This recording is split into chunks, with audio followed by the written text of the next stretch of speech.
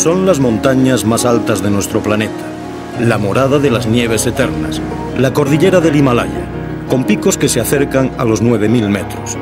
Tiene 2.500 kilómetros de longitud y de 200 a 300 de anchura, una barrera casi infranqueable entre China y el subcontinente indio.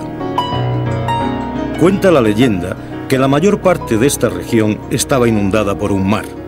El resto quedaba cubierto por espesos bosques. Un día salieron del agua unos enormes y peligrosos dragones que destruyeron toda la vegetación y sembraron el pánico. Entonces aparecieron en el cielo 5 nubes rosas que resultaron ser 5 hadas buenas que sometieron a los dragones y apaciguaron la tempestad de las aguas. Cuando se iban a marchar, la gente les suplicó que se quedasen. Las 5 hadas accedieron y se convirtieron en los 5 picos más altos del Himalaya, los protectores de los habitantes del techo del mundo, los nómadas del Tíbet. Tribus de una raza fuerte y aguerrida que son capaces de vivir en las mesetas más altas del planeta. Desde entonces, los trovadores cantan sus hazañas.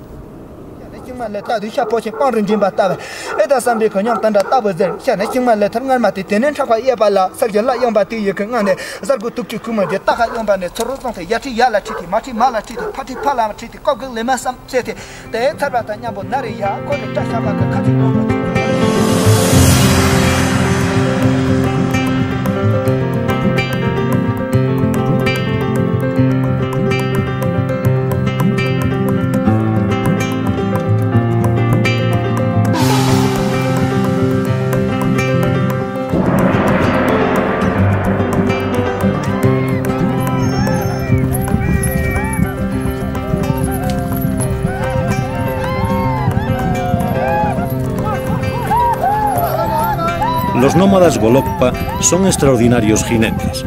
Habitan en Golok, una de las regiones más altas del Tíbet. Sus resistentes caballos Nangechen son capaces de galopar a una altitud cercana a los 5.000 metros.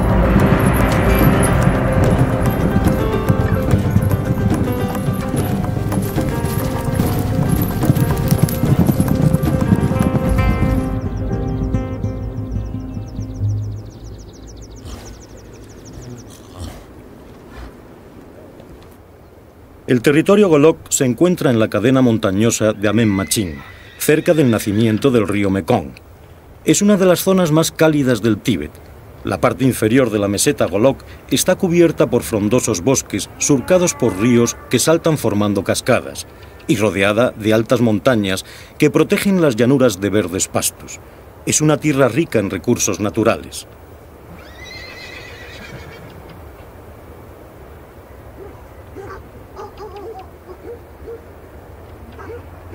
Los campamentos Golokpa se encuentran diseminados por toda la región.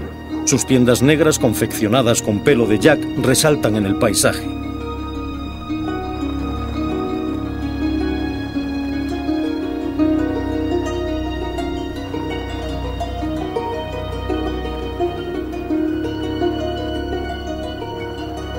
A ambos lados de las tiendas ondean los Ryunta, o caballos del viento. Son banderitas blancas que llevan impresos mantras y textos de sutras budistas. Movidos por la brisa, transportan por el aire el mensaje de Buda en una oración constante que protege a los habitantes de estos valles. Los Golokpa, al igual que los demás grupos nómadas del Tíbet, profesan la religión lamaísta, aunque sin olvidar sus creencias espiritistas arraigadas en la costumbre ancestral.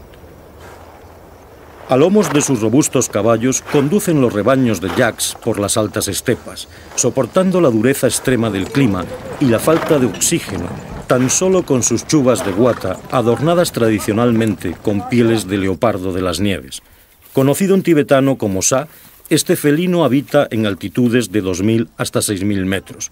Su hábitat natural se extiende por los Himalayas del Tíbet, India, Bután y Nepal, hasta la frontera de Rusia con Kazajstán y los montes Altai de Mongolia. Los Golokpa siempre han sido considerados como una de las tribus más feroces del Tíbet. El misionero francés Hooke los describe en su diario, en el siglo XIX, como una tribu de guerreros crueles que tras la batalla realizaban rituales caníbales en los que comían el corazón de sus enemigos. Cuentan que en los últimos tiempos cientos de colonos chinos han muerto a manos de estos nómadas que no admiten ningún tipo de extranjero en sus tierras. Viven del yak. Su boñiga, una vez seca, les sirve de combustible. Con su pelo trenzan cuerdas y el tejido de las tiendas. De él extraen todos los productos lácteos, la base de su dieta. Y finalmente su carne les aporta las proteínas necesarias.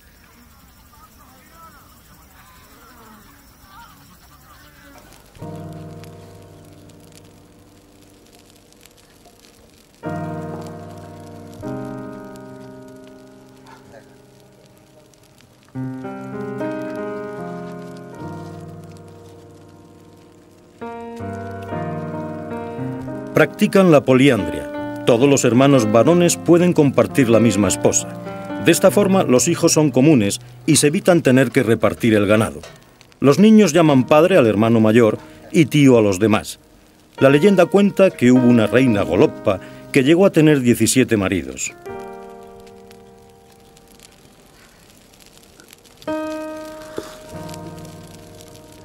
Suelen realizar 2 comidas diarias, una al amanecer y otra a la caída del sol, siempre acompañadas de una infusión de té verde, que a veces mezclan con mantequilla de yak.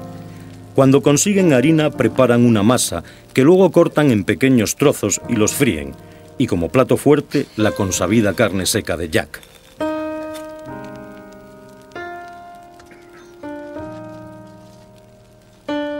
Las tiendas son muy amplias por dentro, aunque el mobiliario es muy escaso, lo mínimo indispensable que les permita los continuos traslados. El hogar, que también les sirve como estufa, preside el recinto.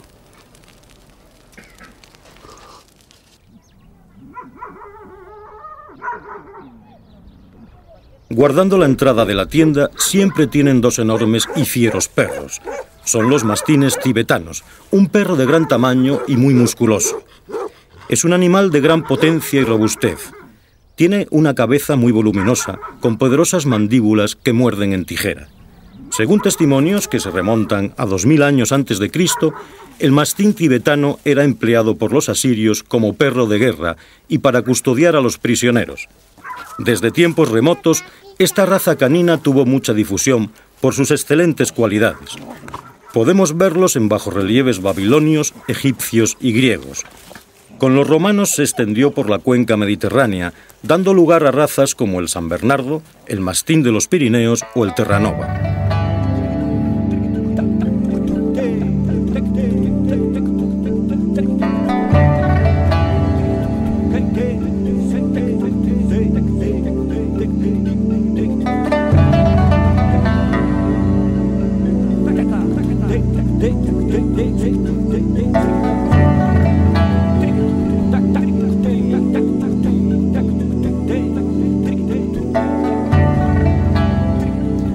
Poco a poco ascendemos y sobrepasamos la cota de los 5000 metros. El bosque queda muy por debajo nuestro. Aquí solo crecen algunos tipos de gramas, musgos y líquenes. La nieve está presente casi todo el año. Son inmensidades desoladas que anuncian la presencia de los eternos Himalayas. Solo los Drokpa, como son llamados los nómadas tibetanos, son capaces de vivir tan alto junto con sus yaks y sus fuertes caballos. Por fin llegamos al sagrado monte de Bayenquela, a 5.249 metros de altura, en la provincia de Qinghai, la frontera natural entre las cuencas del río Amarillo al norte y el Yangtze al sur.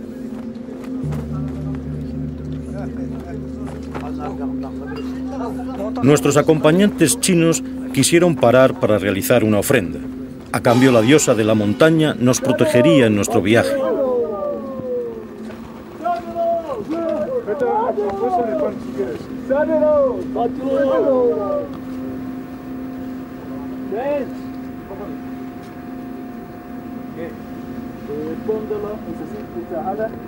Después de que lanzasen al viento los papelillos de oraciones que habían comprado para esta ocasión, atamos al ofertorio una cata amarilla, que según la costumbre nos concedería buena suerte.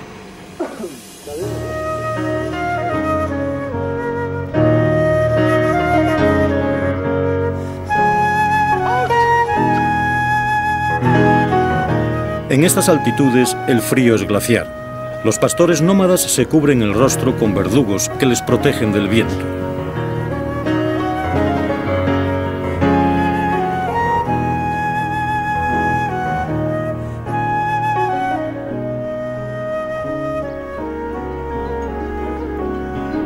Ahora nos parecía que la vida de los nómadas que habitan estos altiplanos de luces y reflejos extraordinarios era la más dura que habíamos visto. Pero siempre nos pasa igual en esta serie. Lo mismo pensamos de los Satan de Siberia, o de los Tuareg del Sáhara, o de los Jotis de la selva venezolana. Y es que las condiciones de vida de todos los nómadas del mundo son impresionantemente duras.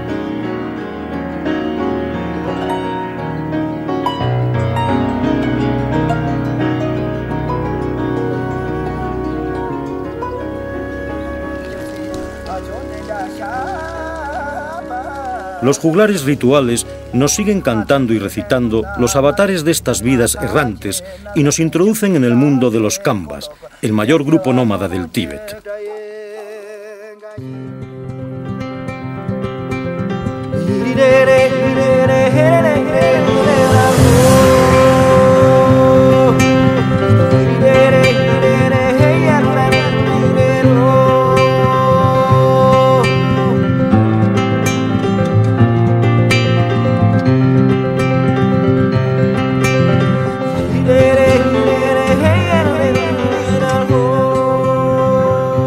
En los valles cercanos a la ciudad de Yusu asistimos al espectáculo de los asentamientos temporales Kambas.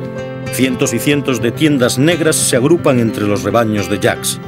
Al menos una vez al año, los Kambas llegan hasta aquí para visitar el gran templo de Yusu e intercambiar productos en el mercado. El país Kan tiene unos 600.000 kilómetros cuadrados. Se encuentra situado entre el Tíbet central y la provincia de Qinghai. Es un territorio muy duro. El clima, la altura y la agresividad de sus habitantes favorecieron su aislamiento durante muchos años. El acceso a esta región, que se abrió recientemente a los extranjeros, siempre resulta difícil.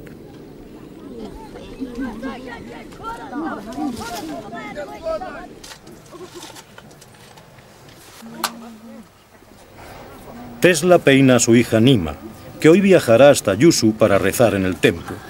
El peinado tradicional de las mujeres Kamba se compone de 108 trenzas untadas con mantequilla de Dri, la hembra del yak. El 108 es un número sagrado que simboliza la deidad budista Sakti, la madre del mundo.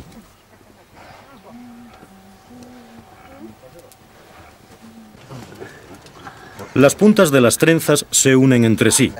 Luego se prenden en el pelo unas tiras de cuero con adornos de ámbar y turquesas que vienen de la zona del Báltico y con coral fosilizado que proviene del mar de Tetis.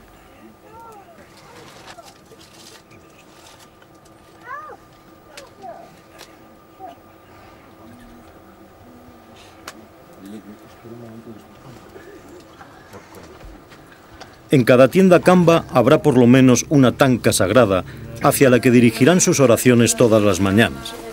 La hermana mayor de Nima realiza el preceptivo Kutu, esa singular forma de genuflexión tibetana, mientras Nima reza un sutra junto a su marido y su hija pequeña.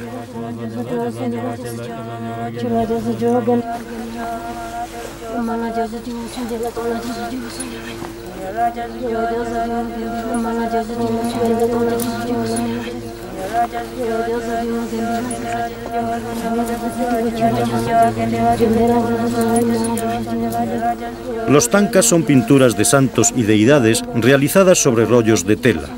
Otras veces representan los mandalas, los mapas del cosmos budista.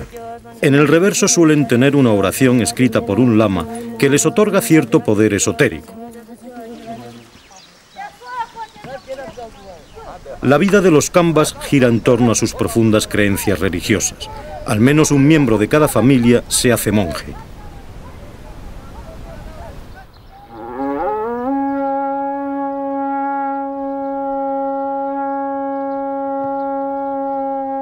Desde lo alto del monasterio de Yegugompa, en Yusu, los monjes llaman a la oración. Todos los días la caracola sagrada suena 3 veces. Es un sonido continuo. El monje que la toca debe conocer la técnica de la respiración circular para que el sonido no cese cuando respira.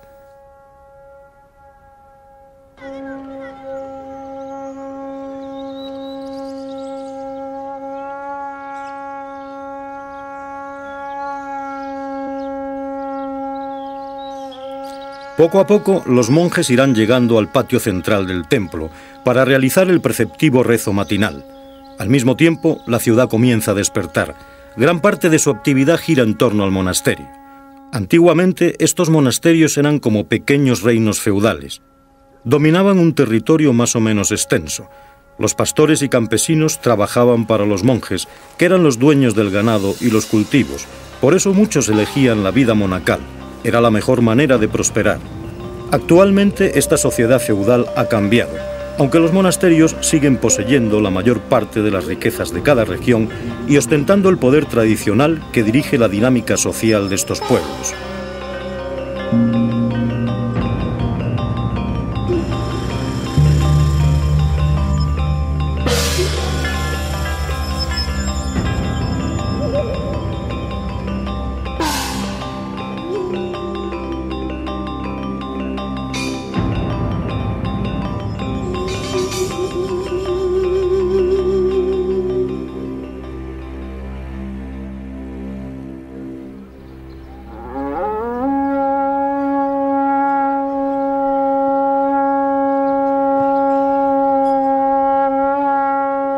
Las caracolas que se utilizan ritualmente provienen de las costas indias. Antes de la llegada del budismo, en la antigua creencia chamánica, se utilizaban para anunciar la llegada de los dioses. También se usaban en rituales de magia negra para inducir a los espíritus malévolos contra los enemigos, desatando poderosas fuerzas de destrucción.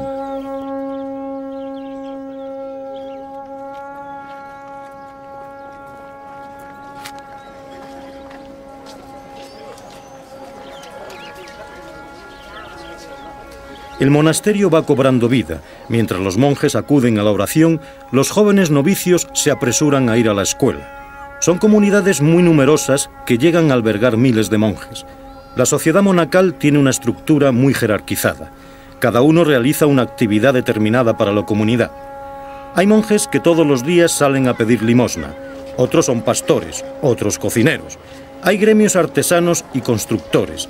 Los más aptos estudian los textos sagrados, pero muy pocos llegan a ser lamas y menos aún budas vivientes.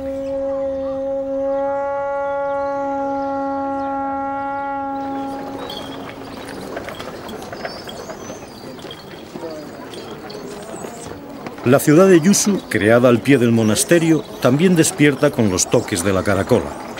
Los devotos comienzan a girar en torno a los lugares sagrados, moviendo los molinillos de oraciones. Cada cilindro contiene cientos de oraciones que al girar se elevan en plegaria hasta el más allá.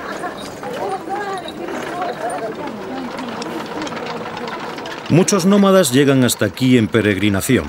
Son gente profundamente religiosa. Siempre se les puede ver caminando con el molinillo de oraciones en una mano y el rosario budista en la otra.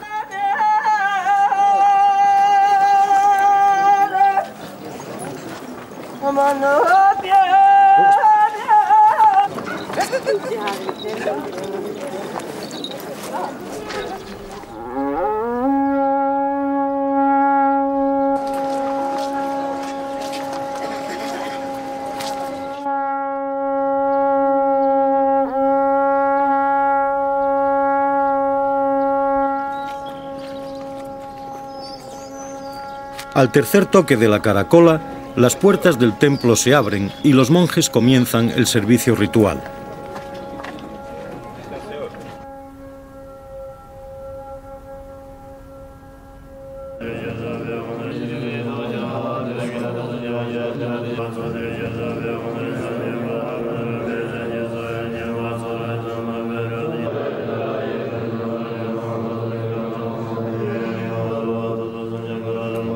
Recitan los monótonos mantras en una cadencia que con la práctica les aísla y les ayuda a entrar en profundos estados de meditación.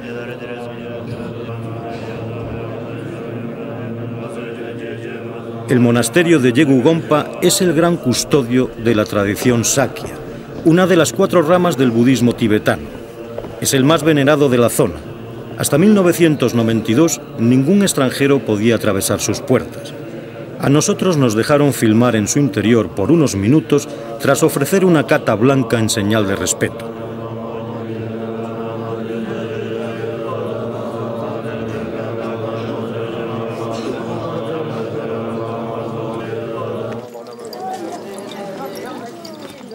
Los molinillos de oración pueden ser enormes, como este de un pequeño templo de Yusu, que contiene miles de oraciones en su interior y es objeto de una profunda devoción. A diario, cientos de peregrinos nómadas se turnan para hacerlo girar. El gran molino no se para hasta que llega la noche.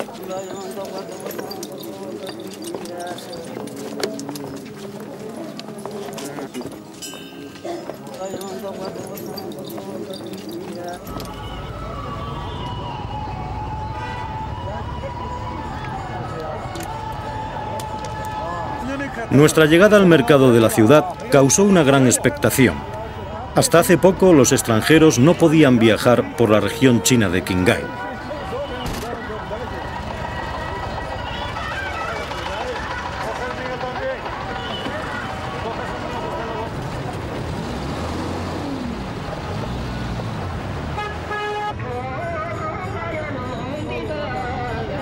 Es el mayor mercado de la comarca. Los nómadas Kamba llegan hasta aquí para vender lana, cabezas de ganado, carne, quesos, mantequilla de yak y comprar té verde, harina de cebada, telas, utensilios domésticos y adornos de ámbar y turquesa.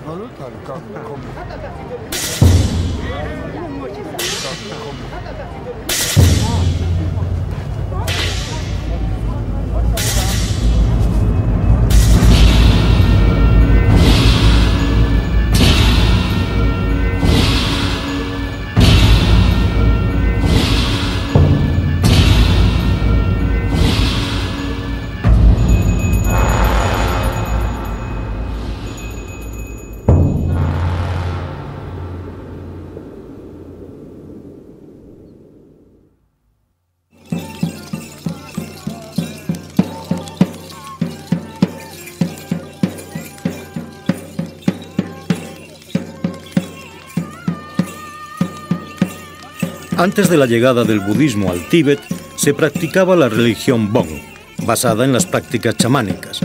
Espíritus ancestrales, dioses y reyes eran objeto de adoración. Actualmente, la tradición Bonpo se sigue practicando en el sagrado monte Kailas. El budismo se mezcló con estas creencias, dando lugar al lamaísmo. La magia y los antiguos ritos todavía se manifiestan en las tradiciones populares tibetanas, como en esta danza del fuego de los Kambas, que aún tiene un marcado carácter ceremonial de exorcismo.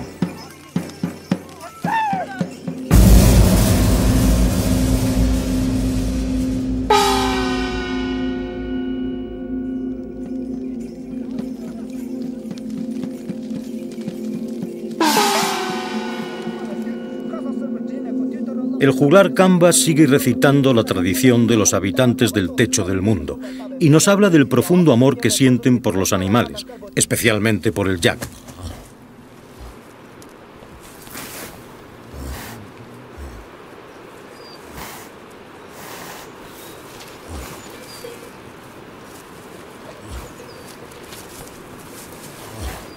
Para los Kambas, al igual que para el resto de los tibetanos, los animales poseen una esencia espiritual que exige el máximo respeto. Cuando tienen que sacrificar a uno de sus yaks, observan un estricto ritual. Tras atarlos, les hacen ingerir un poco de agua bendecida por los monjes del monasterio. Luego atan fuertemente su hocico para impedirles la respiración y lo mantienen en una posición que les impide mover el diafragma. El animal muere lentamente por asfixia. Aparentemente es una muerte cruel, pero según sus creencias, si lo mataran rápidamente, su alma no tendría tiempo de liberarse. Mientras dura la agonía, los pastores rezan en voz baja.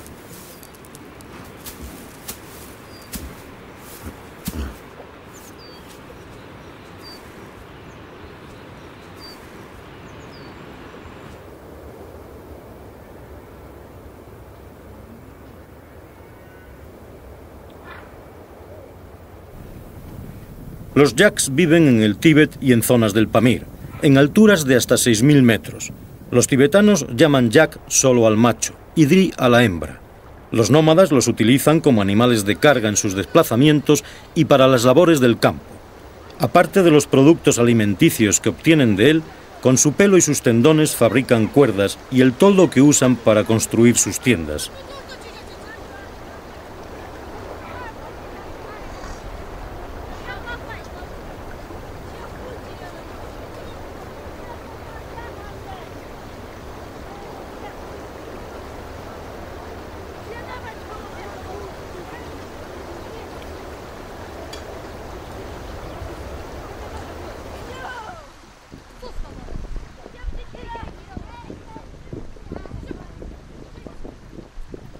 Las paredes y el tejado de las tiendas Kambas son de pelo de yak. Este tejido tiene la propiedad de dejar pasar la luz a través de sus nudos, pero no el agua de la lluvia. El hollín y la grasa de yak que utilizan en la cocina lo hacen impermeable.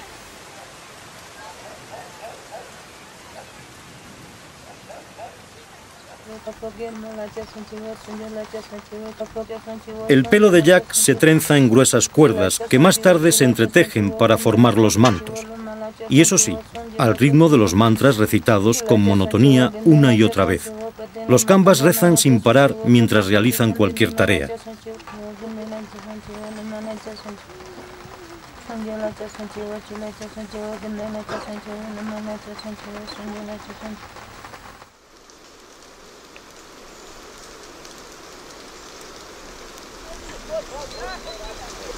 Pese a lo robusto de su aspecto, las tiendas se desmontan con facilidad.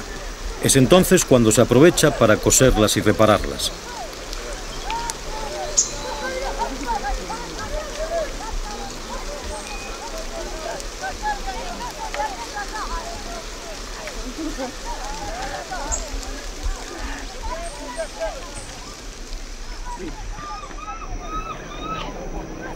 Cada familia Kamba puede llegar a trasladarse 10 veces al año, en busca de mejores pastos para su ganado.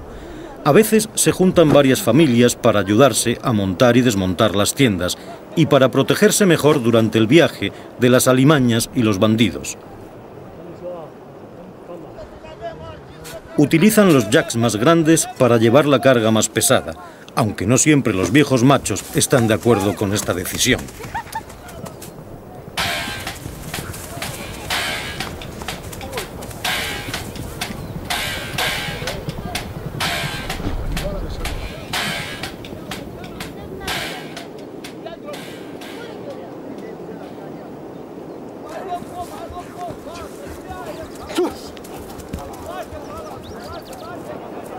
Tras unas cuantas horas de trabajo, embalando sus pertenencias, la caravana se pone en marcha hacia el nuevo enclave, donde montarán sus tiendas y se asentarán por un periodo que nunca excederá de los 2 meses.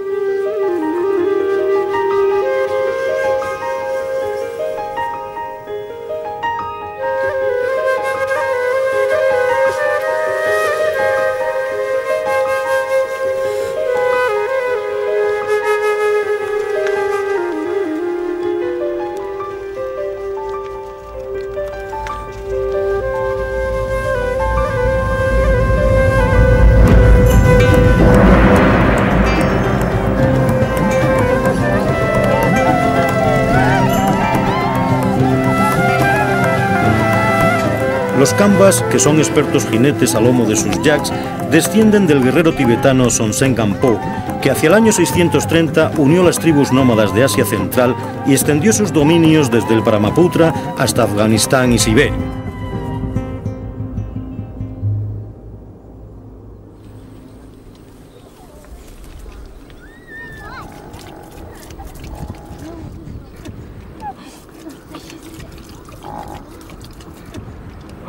Los Khambas podrían ser autosuficientes solo con sus rebaños de yaks.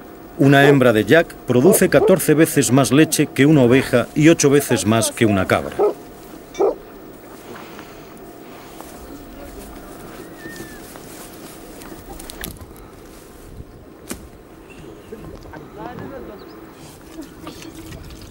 Tras las oraciones matinales, Tesla y sus hijas ordeñan el ganado a diario. Luego los miembros más jóvenes de la familia conducen el ganado hacia los pastos de las tierras altas, donde permanecerán hasta la caída del sol.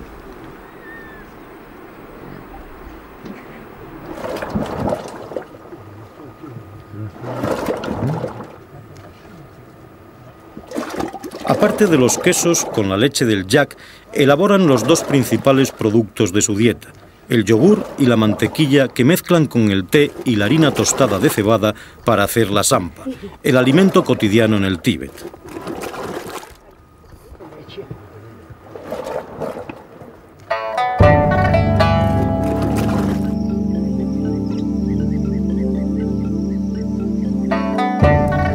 En las tierras más bajas, los amarillos campos de cebada resaltan en los verdes valles. La cebada es el cultivo más importante del Tíbet. Una vez cosechada, se seca al sol. Luego se muele para obtener la harina. La sampa es el alimento cotidiano de todos los tibetanos. Desde los monjes hasta los nómadas, todos la toman de desayuno, comida y cena. Se preparan en una escudilla amasando unas porciones en formas de bolas que, una vez ingeridas con agua o té, se hinchan en el estómago, produciendo una sensación de saciedad.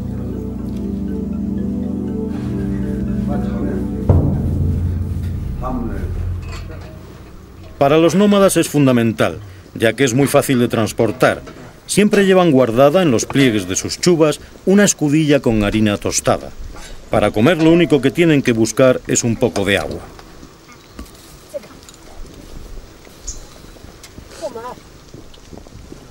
En las tiendas las comidas son más variadas.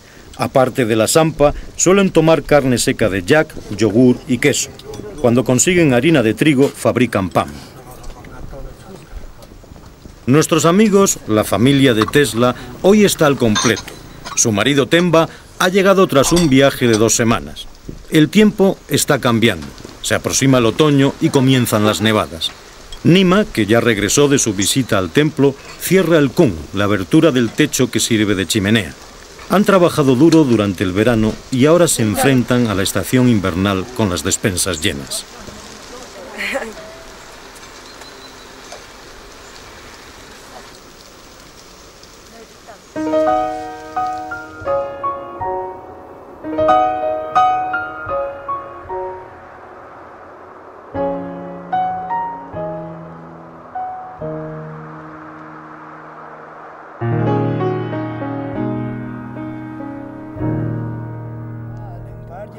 Uno de los episodios históricos más cantado por los juglares tibetanos es el viaje que realizó la princesa china Wencheng en el siglo VII de nuestra era, para casarse con el rey tibetano Sonsen Gampo.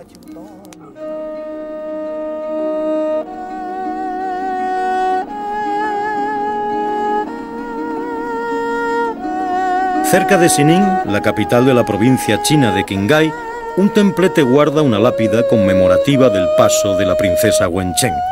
Según la leyenda, fue por este lugar por donde accedió al Tíbet tras 2 años de duro viaje. Enfrente del templete, en una pequeña colina, un mani, un lugar de ofertorio, recuerda que este enclave es sagrado para los tibetanos. Son los caballos de viento los que señalan estos enclaves. Miles de katas, con oraciones impresas, ondean con las ráfagas de aire. Tras la conquista de Mongolia, Bengala, India del Norte, Nepal, Balistán y China, el rey Sonsen Gampo pidió la mano de la princesa china. El emperador chino se la concedió para apaciguarle. La princesa llevó consigo un gran número de artesanos y enseñó a los tibetanos las técnicas de cultivo. Construyó molinos de agua, les instruyó en la metalurgia y en la fabricación del papel, enseñó a las mujeres a coser y a bordar y, lo más importante, provocó que el rey se convirtiera al budismo. De esta manera se originó la nueva religión del lamaísmo, mezcla del budismo y las antiguas creencias tibetanas como la tradición chamánica del Bonpo.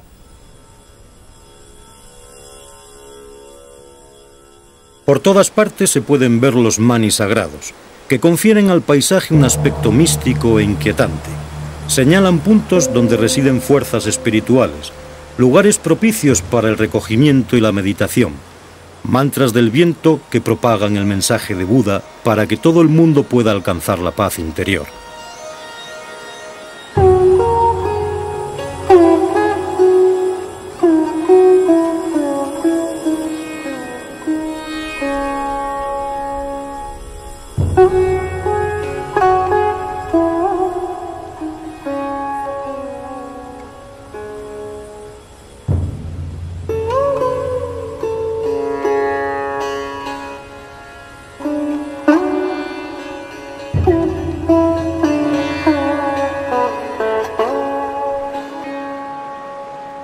Al este de Yusu, en territorio Kamba, nace el río Yangtze, al juntarse sus dos fuentes, la Danchu del sur y la Chumarchu del norte. Sus aguas, de distinto color, tardan kilómetros en mezclarse. En las montañas tibetanas nacen los ríos más importantes de Asia, como son el Brahmaputra, el Mekong, el Yangtze o el Amarillo. Sus fuentes suelen ser lugares sagrados para los lamaístas. En las paredes de los estrechos cañones, los peregrinos han esculpido en la piedra, desde tiempos inmemoriales, dibujos que a modo de petroglifos cantan el mantra más repetido en el lamaísmo: Om Mani Padme Hum, Om, la joya del loto Hum. Para ellos el loto es la representación del Ser Supremo, el loto que abre sus pétalos como el ser humano puede abrir su mente. Los sonidos Om y Hum del principio y el final del mantra sirven para concentrarse durante la meditación. Repetidos constantemente llegan a provocar un estado hipnótico de conciencia alterada, propicio para alcanzar la paz y la comprensión espiritual. Las cabeceras de los ríos son lugares misteriosos, donde cada piedra, cada risco está marcado por las inscripciones religiosas de los místicos.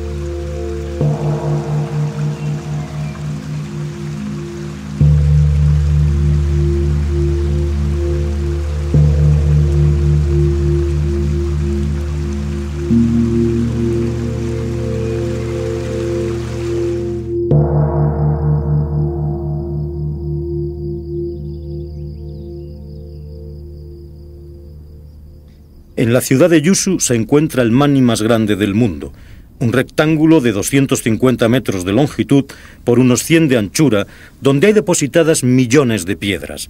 Cada una tiene esculpida un sutra, una oración. Han sido llevadas allí desde hace siglos por los peregrinos de todo el Tíbet.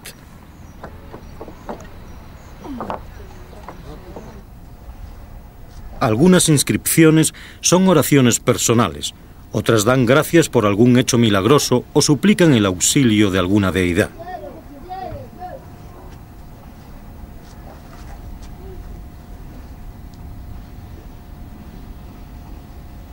Toneladas y toneladas de piedra de todos los tamaños, oraciones pétreas inalterables al tiempo que testimonian la devoción de un pueblo que tiene miedo a lo que hay tras el umbral de la muerte y que dedica gran parte de su vida al rezo y la meditación.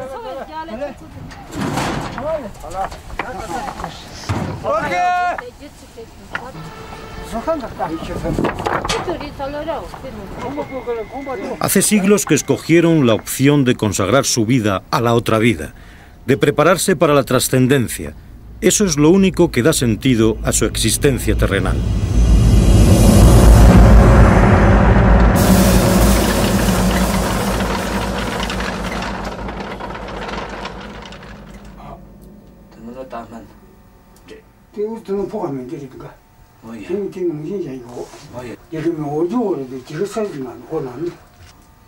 Los kambas acuden a las consultas de los médicos tradicionales cuando se sienten enfermos.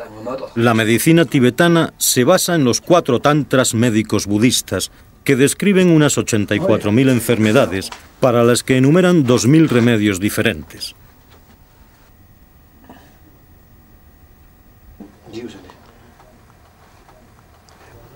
Yuthok Yontan Gonpo fue el fundador de la escuela médica tibetana en el siglo VII. Su teoría define la enfermedad como un desequilibrio entre los tres humores que dominan al ser humano: el aire, la bilis y la flema.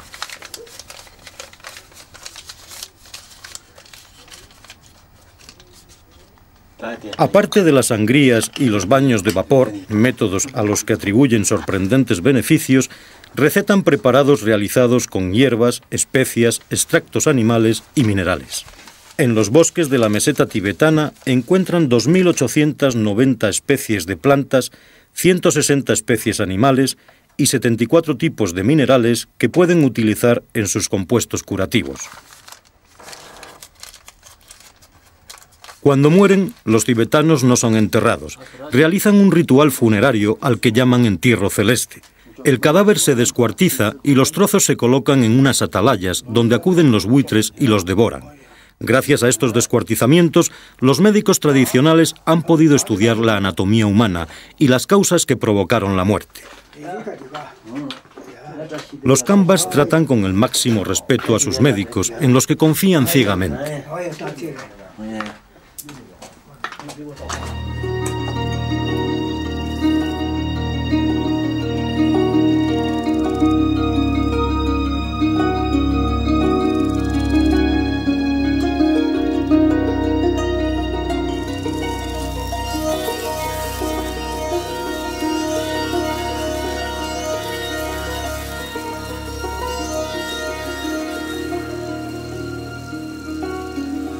En nuestro viaje también nómada encontramos a un grupo transhumante singular. Ellos no conducen rebaños, tan solo caminan detrás de las flores.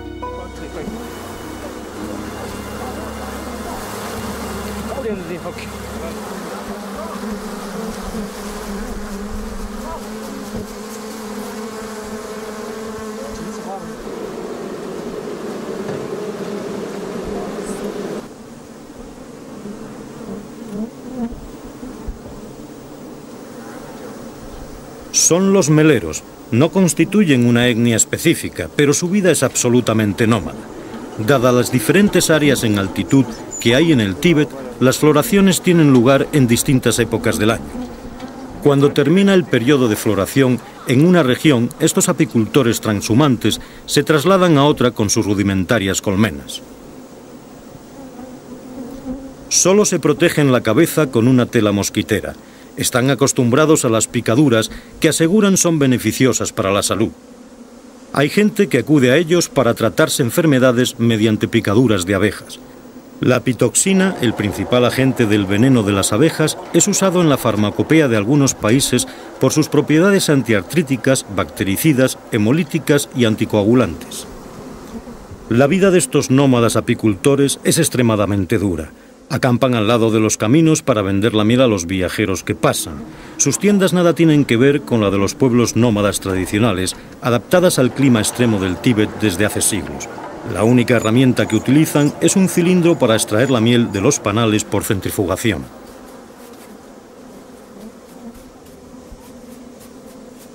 Durante la primavera acampan en los valles cálidos de las tierras bajas y cesan en su actividad para favorecer el nacimiento de las nuevas reinas con las que renovar las colmenas. El resto del año viajan buscando campos de flores donde soltar sus enjambres.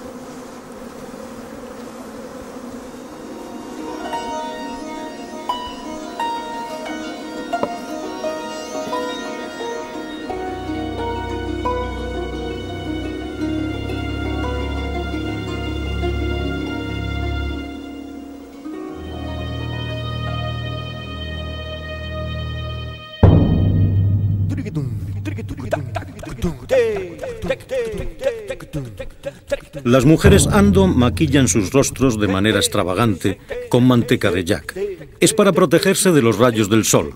Son habitantes de las mesetas centrales del Tíbet. Se les distingue fácilmente por sus ropas de vivos colores y porque lo mismo hombres que mujeres siempre llevan la cabeza cubierta.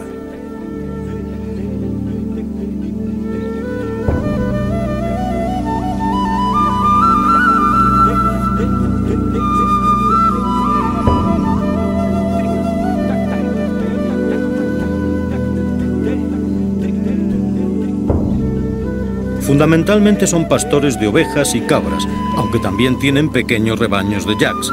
Sus campamentos son grandes, suelen agrupar a 10 o más familias que se ayudan en las labores ganaderas.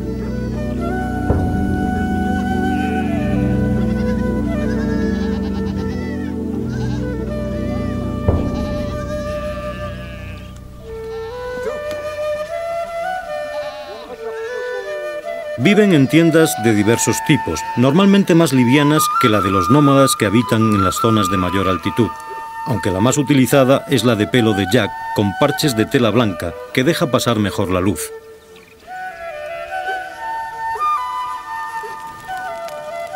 El interior es amplio y luminoso.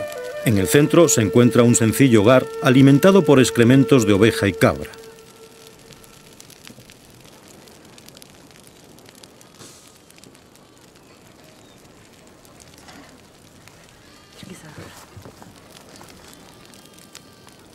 Sus hábitos alimenticios son prácticamente iguales a los de otros grupos nómadas del Tíbet. Los Ando tienen más utensilios modernos que los Khamba. En la época comunista, aunque estuvieron más sometidos y fueron convertidos en pastores asalariados al ser requisados sus rebaños, adquirieron nuevas costumbres, olvidando algunos de sus usos tradicionales.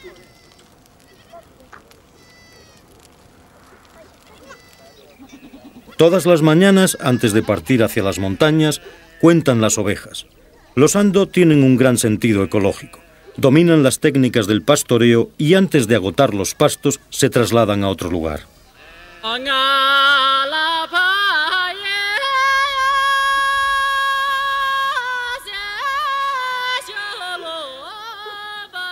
El ganado solo les da leche durante la época estival, las cabras durante 4 meses y las ovejas durante 3. Por eso tienen que trabajar duro en el verano para almacenar mantequilla y queso para el resto del año.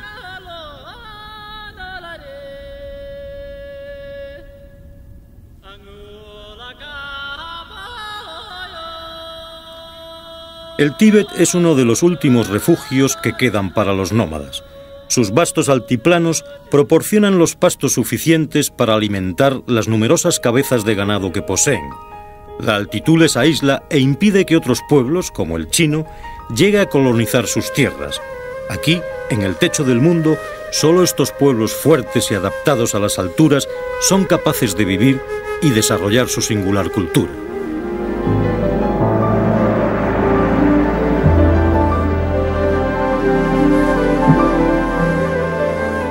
Andos, Banak, Khambas, Ngawas, Golokpas y Palas seguirán caminando en un viaje sin fin por las tierras altas del Tíbet, con la onda en una mano y el molinillo de oraciones en la otra, repitiendo sin cesar el mantra sagrado de la joya del loto. Om Mani Padme Hum, Om Mani Padme Hum, Om Mani Padme Hum, Om Mani Padme Hum.